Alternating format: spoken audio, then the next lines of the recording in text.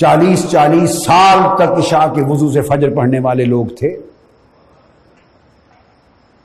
امام اعظم ابو حنیفہ رضی اللہ تعالیٰ عنہ نے اپنی زندگی میں 7000 ختم قرآن کیے۔ کیا؟ یہ میں ساتھ دوسری بات کہہ رہا ہوں کہ بات کا اتنا حصہ جو میں نے بیان کیا، اس کا ہمارے سنی لوگ ناجائز فائدہ اٹھا لیتے ہیں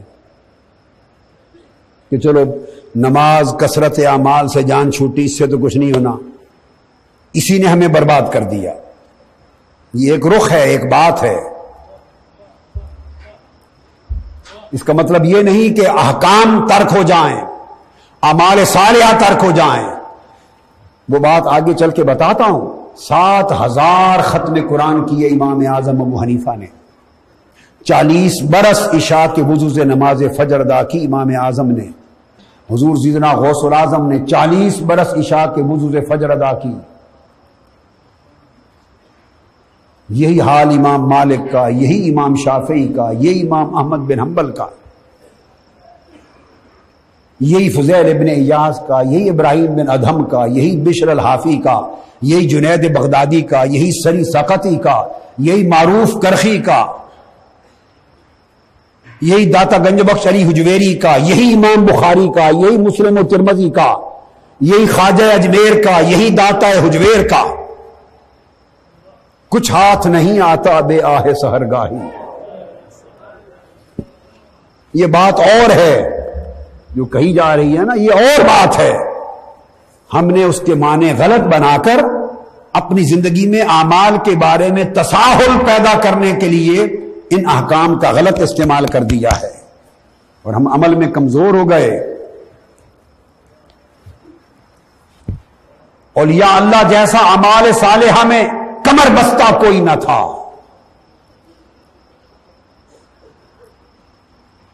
اولیاء اللہ جیسا قائم اللیل کوئی نہ تھا۔ وہ تو صائم الدہر تھے، وہ قائم اللیل تھے۔ ان سے بڑھ کر متمسک بشریعت کوئی نہیں تھا۔ احکام شریعت کی پابندی کرنا یہی عین تصوف۔ یہ بات میں آگے سمجھاتا ہوں۔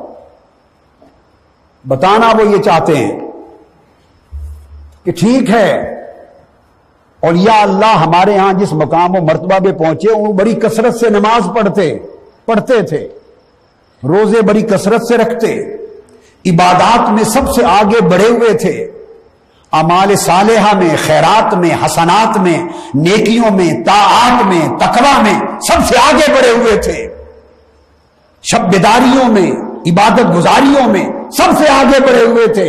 ارے یہی تو شعار اولیاء تھا۔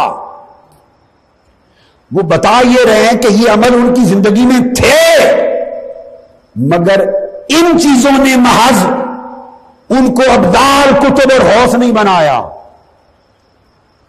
محض ان چیزوں کے سبب وہ ان رتبوں پر نہیں پہنچے جن پر پہنچے تھے۔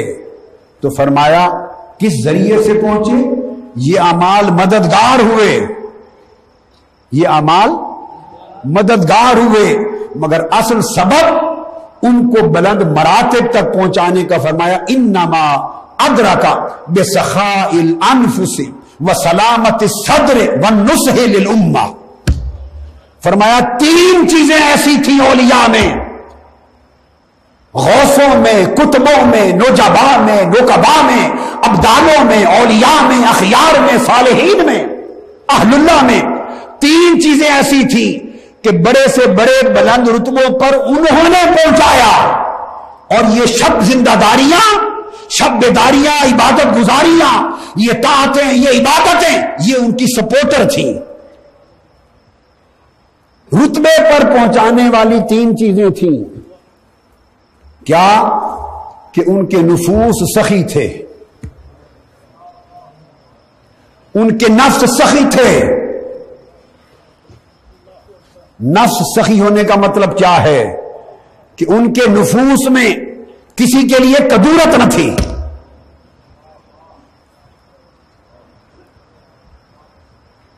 ان کے نفوس میں کسی کے لیے کدورت نہ تھی۔ سخاء الانفس، اگر نہ ملا تب بھی غم نہیں کرتے تھے، بھوک اور فقر اور فاقہ آ گیا تب بھی پریشان نہیں ہوتے تھے، صابر و شاکر رہتے۔ کسی نے تکلیف دے دی تو اس کا رد عمل انتقام نہیں لیتے تھے، کسی نے گالی دے دی اس کے لیے بغض اور عناد نہیں رکھتے تھے، دشمن سے بھی انتقام نہیں لیتے تھے، برائی کرنے والے سے اچھائی کرتے تھے، اپنے پرائے کے ساتھ بھلائی کرتے تھے۔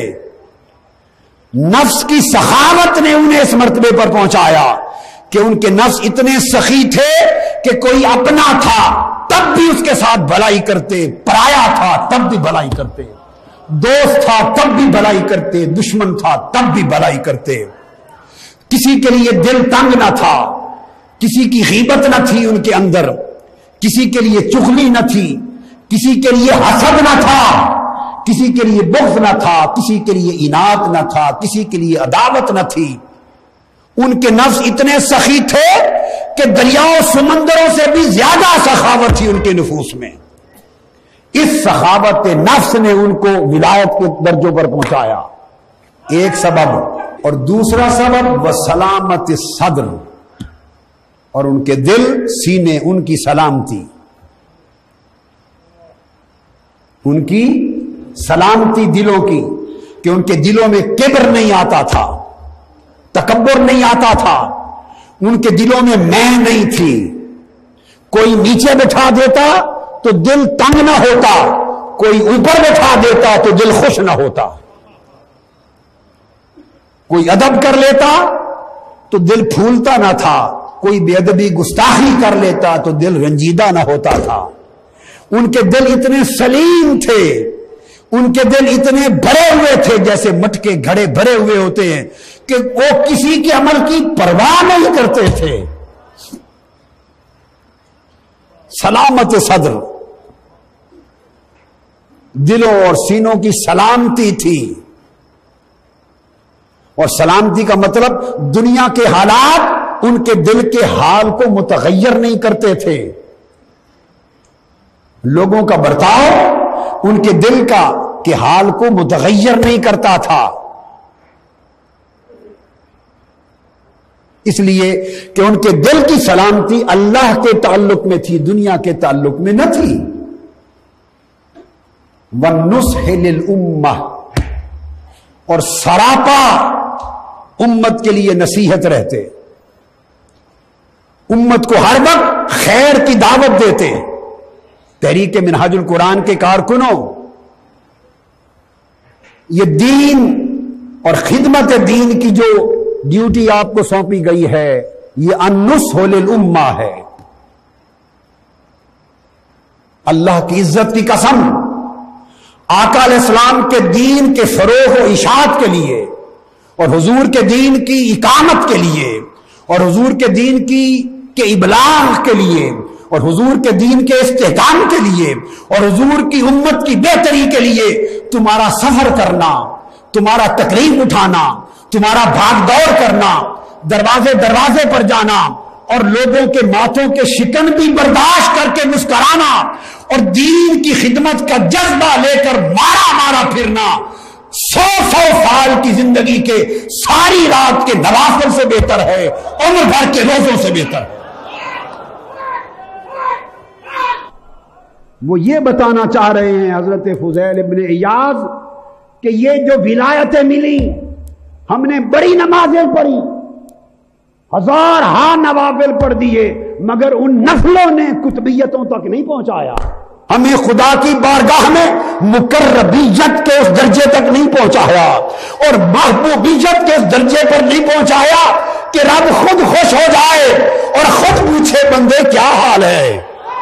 یہ ان اعمال ظاہری سے نہیں پہنچے، بلکہ اس وجہ سے پہنچے کہ ہمارے نفس، ہمارے دل اور زندگیاں اس کے لیے اتنی وفادار ہو گئی تھی کہ دنیا کچھ کہتی پھرے کرتی پھرے ہم اس کی نوکری میں لگے رہتے تھے۔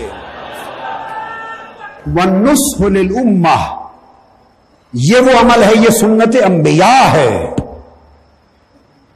جس کے لیے انبیاء اور رسول آئے۔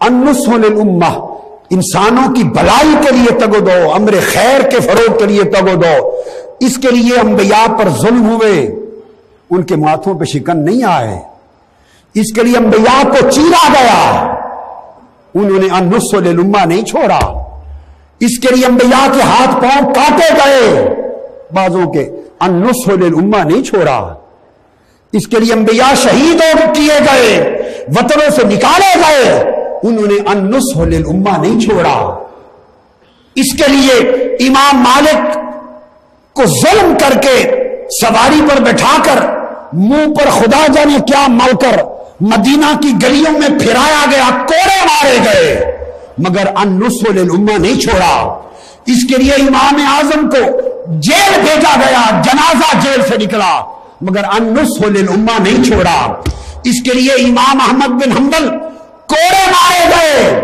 جیل بھیجا گیا، اور ساری دنیا کے علماء ان کے جو مخالف تھے حکام کو ورغلا کر عمر بھر مظالم کراتے رہے، مگر النصح للامہ اور استقامت دین کے کام کی نہیں چھوڑی۔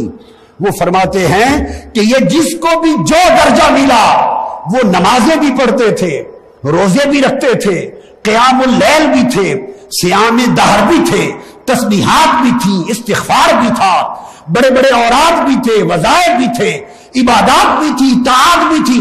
فرمایا یہ حق ہے، مگر خدا کی قسم جو جتنا اونچا پہنچا وہ ان چیزوں کے سبب سے نہیں، وہ نفس، دل اور نصیحت امت کے سبب سے پہنچا۔ کہ کس کا نفس کتنا سخی ہے، کس کا نفس کتنا سخی ہے، اور کس کا نفس کتنا بخیل اور تنگ ہے۔ جو شخص بخیل ہے وہ کبھی خدا کا ولی نہیں ہو سکتا۔ سخاوت نفس یہ ہے، ہو تب بھی دے ڈالو، نہ ہو تب بھی دے ڈالو۔ وہ تو یطعمون الطعام علی حبہ یتیم مسکینم و یتیمم و اسیرا، اس کی محبت میں ایک ٹکیا پکی ہوئی ہو روٹی قرض لے کر، یتیم آ جائے تو پانی سے افطار کر کے تو یتیم کو دے دیتے ہیں، مسکین کو دے دیتے ہیں، اسیر کو، قیدی کو دے دیتے ہیں، اور پھر کہتے ہیں انما نطعمکم لوجہ اللہ، ہم اللہ کی رضا کے لیے تمہیں دے رہے ہیں۔ حسن و حسین بیمار ہو گئے تھے، آقا علیہ السلام تشریف لائے، فرمایا علی، فاطمہ اور فضہ جو ان کی خادمہ تھی، تینوں کو فرمایا ان کے لیے روزے رکھو، نظر مانو۔ انہوں نے نظر مانی، روزے رکھے۔ یہودی کے ہاں کام کر کے یا قرض کر لے کر روٹیاں پکائیں، 3 دن روزے کے افطار کے لیے، تینوں دن سائل آ گئے، اٹھا کے روٹیاں دے دی، پانی سے افطار کر لیے۔ آقا علیہ السلام نے دیکھا حسن اور حسین کی آنکھوں میں بھی ہلکے پڑ گئے، گھر آئے اور دیکھا سیدہ فاطمہ کی آنکھوں میں بھی ہلکے پڑ گئے۔ پوچھا فاطمہ کیا ماجرا ہے؟ تو انہوں نے واقعہ بیان کر دیا، آقا بس اتنی سی بات ہے، 3 روزے رکھے تھے اور سائل آ گئے دروازے پر، ان کو دے دیا، اور پانی سے 3 دن ہے افطار کرتے، بھوک ہے، حسن بھی 3 دن سے بھوکا ہے، حسین بھی بھوکا ہے، علی بھی بھوکے ہیں، میں بھی اسی طرح بھوکا ہوں۔ اور انما نطعمکم لوجہ اللہ، یہ جو لفظ ہے لوجہ اللہ، یہ ہے سلامت صدر، اور یہ سخاوت انفس۔ یہ جو لفظ ہے نا لوجہ اللہ، کہ ہم تم سے احسان نہیں، لا نرید منکم جزاء ولا شکورا، اس کو سخاوت انفس کہتے ہیں، کہ کھلا بھی دیا اور کہا کہ بتانے کی ضرورت بھی نہیں ہے، شکریہ بھی ادا نہ کرنا، شکریہ کے لیے نہیں کھلایا، یار کو راضی کرنے کے لیے کھلایا ہے، کھلاتا ہر کوئی ہے۔ یہ جو فرمایا نا نطعمکم لوجہ اللہ، یہ ہے سخاوت نفس۔ کیا؟ سخاوت نفس۔ قرآن کا دوسرا مقام دیکھیے نا، لیس البر ان تولوا وجوہکم قبل المشرق والمغرب ولکن البر من آمن باللہ الی آخر الآیہ وآتی المال علی حبہ ذوی القربى والیتامى، اور اپنا مال اس کی محبت میں فلاں فلاں حقداروں کو دے دیا، تھوڑا ہو تب بھی دے دیں، زیادہ ہو تب بھی دے دیں، خود فاقہ کرنا پڑے فاقہ کر لیں، اوروں کو دے دیں۔ یہ ہے دینا، یہ ہے صرف سخاوت، یہ ہے صرف سخاوت۔ اور بھوک برداشت کر کے بھی دیں اور کہیں لوجہ اللہ، شکریہ کی طلب نہ ہو. ہم دیتے ہیں اور شکریہ کی طلب رکھتے ہیں. ایک بھلائی کسی سے کر دیں تو ساری زندگی چاہتے ہیں ہمارا غلام بن کے رہے. ٹھیک ہے نا؟ کسی سے ایک بھلائی کر دیں تو عمر بھر چاہتے ہیں کہ یہ ہمارا غلام رہے.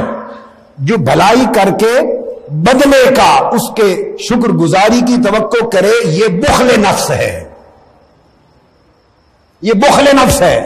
اور جو بھلائی کرے اور بھول جائے، یہ سخاوت نفس ہے. جو بھلائی کرے اور بھول جائے کہ بھلائی کی بھی تھی یا نہیں، سخاوت نفس ہے. اور پھر جو کہے لوجہ اللہ، مولا تیرے لیے کی ہے، یہ سلامت صدر ہے.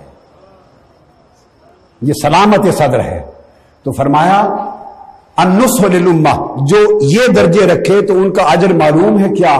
تو رب کائنات نے فرمایا کہ یہ جو 3 دن روٹیاں دے دی، یتیم مسکین اور اسیر کو 3 دن روٹیاں دے دی، تو قرآن مجید میں سورۃ الدہر میں فرمایا کہ اس کے بدلے جنت ہم نے تمہیں دے دی. یہ تو جزا دے دی. اب میں تفسیر کر رہا ہوں سیاق و سباق کی روشنی میں. یہ جو فرمایا کہ جزا دی ہے، جنت اس عمل کے بدلے میں جزا دی ہے. عمل کیا تھا؟ 3 دن روٹیاں دی تھی. تو جواب یہ تھا باری تعالیٰ کا کہ فاطمہ، یہ جنت میری تو تمہارے 3 دن کی روٹیوں کا اجر ہے، جزا ہے. ہائے ہائے، جنت تو 3 دن جو روٹیاں دے دی غریبوں کو، یہ تو اس کے بدلے، ایک عمل کے بدلے ہے. رہ گئی پوری زندگی، جو ساری زندگی محراب میں سجدے میں گزاری ہے، اس کا اجر کا حساب ہی کوئی نہیں کیا ہوگا. یہ جو جنت دے دی، یہ تو 3 دن کی روٹیوں کا صلہ ہے. اور جو عمر بھر کے اعمال ہیں، اس کا صلہ کیا ہے؟ جس کو چاہو گی تم آگے جنت بانٹتی رہنا، جس کو چاہو جنت بانٹتی رہنا. تو فرمایا جب اتنا درجے ملتے ہیں تو سخاوت انفس اور سلامت صدر کے بدلے ملتے ہیں. والنصح للامہ، کیا؟ اور امت کی نصیحت میں وتواصوا بالحق وتواصوا بالصبر.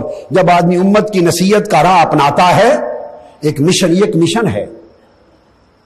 علماء کرام حضور کی دین کے احیاء کی، حضور کے دین کے فروغ کی، حضور کے دین کی اشاعت کی، حضور کے دین کی اقامت کے مشن پر ہیں. اور کارکنان تحریک منہاج القرآن میرے بیٹے ہیں، بھائی ہیں، یا مائیں بہنیں اور بیٹیاں ہیں، آپ اس مشن پر ہیں، اقامت دین مصطفیٰ کے مشن پر، اشاعت دین مصطفیٰ کے مشن پر، حضور کی نوکری پر ہیں، النصح للامہ پر ہیں. اور اس کی طریقہ وتواصوا بالحق وتواصوا بالصبر. جب اس کام میں پڑیں گے تو صبر کرنا پڑے گا، تکلیفیں آئیں گی. تو درجے ملتے ہیں ان اعمال سے نہیں، ان سے. تو امام ابن خزیمہ روایت کرتے ہیں کہ امام احمد بن حنبل رضی اللہ تعالیٰ عنہ وصال فرما گئے. اور علامہ ذہبی نے سیر و اعلام نبلاء میں روایت کیا، اور امام ابن جوزی نے صفت الصفوہ میں روایت کیا کہ وصال ہو گیا اور خواب میں ملے. تو آپ سے پوچھا گیا النصح للامہ، یعنی 1000 تکلیفیں ہوں، مصائب ہوں، مشکلات ہوں، رکاوٹیں ہوں، مگر نہیں، امت کی نصیحت کے کام کو جاری رکھنا، دعوت کے، فروغ خیر کے کام کو جاری رکھنا. کارکنان تحریک توجہ سے سنیں، ہم اس کو معمولی کام سمجھتے ہیں، یہ سب سے بڑی عبادتوں سے بڑی عبادت ہے. امام احمد بن حنبل کو کوڑے لگے تھے اس النصح للامہ پر، امت کی نصیحت پر، خیر کے اعلان پر، خیر کی دعوت پر. تو فرماتے ہیں خواب میں ملے وصال کے بعد. تو ان سے پوچھا کہ آپ سے اللہ پاک نے کیا معاملہ کیا؟ آپ سے اللہ پاک نے، امام ابن جوزی نے اور امام ذہبی نے بہت سے بیان کیے ہیں، بہت سے. کوئی 12 صفوں تک خواب بیان کیے ہیں. اب علامہ ابن جوزی اور علامہ ذہبی کو ماننے والے تو اولیاء اللہ کے اور بزرگوں کے خوابوں کو نہیں مانتے، اور ایک کتاب میں 30 صفحات تک ان کے خواب بیان کیے ہیں وفات کے بعد جو ملے. یہ ائمہ حدیث نے، میں ان میں سے صرف 2 بیان کر رہا ہوں، فقط 2. پوچھا آپ کے ساتھ اللہ نے کیا معاملہ کیا؟